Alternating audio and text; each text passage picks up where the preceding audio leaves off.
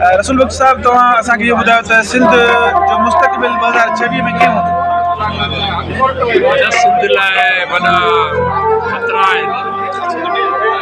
असांखे उमेद आहे त सॼी क़ौम जीअं सन जे फ़िक्र ऐं फ़लसफ़े जी पैरवी कंदे उन्हनि जो मुक़ाबिलो कंदी ऐं जेके माण्हू स्वदेशी माण्हू आहिनि उन्हनि खे शिकस्त ॾींदी ऐं सिंध जो मुस्तक़बिल बिल्कुलु रोशन आहे।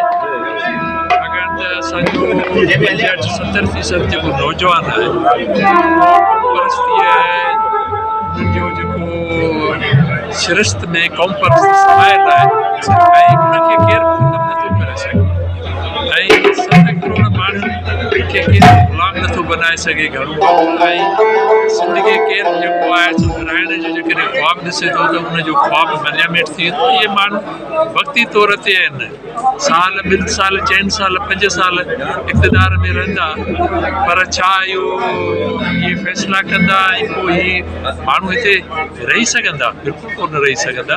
तंहिं करे असांखे उमेद आहे त वतन दोस्त धुरियूं, सिविल सोसाइटी, वकील, शागिर्द ऐं इवन जेको आहे सो असां